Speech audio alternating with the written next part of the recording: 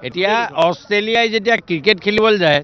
অস্ট্ৰেলিয়াৰ এগেইনষ্টত ইণ্ডিয়াই খেলিব নে কেনিয়াই খেলিব সেই কথাটো অস্ট্ৰেলিয়া চাই জানো আৰু যোৰহাট সমষ্টিত মই তপন গগৈ 360,000তকৈ অধিক ভোটত জয়লাভ কৰিব 3 লাখ হ'ব এইবাৰ নৰেন্দ্ৰ মোদীয়ে 400 পাৰ কৰিব 370 লৈ পেলাই যি প্ৰতিজ্ঞাপন যোৰহাট সমষ্টিয়েও তাক প্ৰতিফলিত কৰি দেখুৱাব মানে প্ৰশান্ত ফুকনৰ মতে 400 প্লাছ আৰু যোৰহাট সমষ্টিত মই তপন গগৈ 360,000তকৈ অধিক ভোটত জয়লাভ কৰিব 3 লাখ হ'ব 3,60,000তকৈ অধিক ভোটত যোৰহাট সমষ্টিত তপন গগৈ জয়লাভ কৰিব একদম 50 নহয় 40 নহয় নহয় চক এই গোটেই কথাটো হ'ল আমি লেখি শুনি দেখি আমি গৈ যিখিনি গম পাইছোঁ এই গোটেই কথাখিনি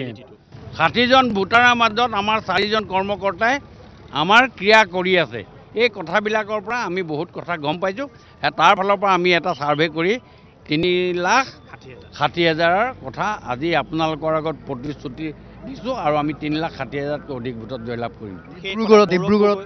ডিব্ৰুগড়ত 3,50,000 ভোটত আমি জয়লাভ কৰিম ইয়াত 360 তাত 350 গৌৰৱ গগৈ কণ্টেষ্ট কৰিলে গৌৰৱ গগৈ বুলি কথা নাই এতিয়া অস্ট্ৰেলিয়াই যেতিয়া ক্ৰিকেট খেলিবলৈ যায় অস্ট্ৰেলিয়াৰ এগেইনষ্টত ইণ্ডিয়াই খেলিব নে কেনিয়াই খেলিব সেই কথাটো অস্ট্ৰেলিয়া চাই জানো বা ভাৰতবৰ্ষই যেতিয়া ৱৰ্ল্ড কাপ খেলে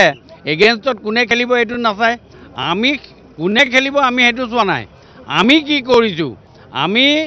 ৰাইজৰ ওচৰলৈ কেনেকৈ গৈছোঁ ৰাইজক আমি কি ক'ম ৰাইজৰ ওচৰলৈ যোৱাৰ আগতে মূৰ তুলি কথা কৈছোঁ নে মূৰ দুৱাই কথা কৈছোঁ নে অহাবাৰকৈ কৰিম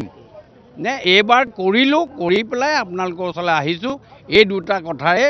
মেইন ক্ৰিয়া কৰে আৰু সেই দুটা কথাৰে মই আপোনাক কৈছোঁ এখন পৃষ্ঠাত আমাৰ 4জন কৰ্মকৰ্তাৰে তেওঁলোকে নিজৰ ববীয়াকৈ কাম কৰি আছে পৃষ্ঠা প্ৰমুখ প্লাছ 3জন মেম্বাৰ এই মেম্বাৰকেইজনে কাম কৰিছে সেইকাৰণে আপোনালোকক ফেক্টছ এণ্ড ফিগাৰ দি আপোনালোকক ক'ব খুজিছোঁ 3,60,000 যোৰহাটত 3,50,000 ডিব্ৰুগড়ত আমি ভাৰতীয় জনতা পাৰ্টিৰ সদস্য জয়লাভ কৰিব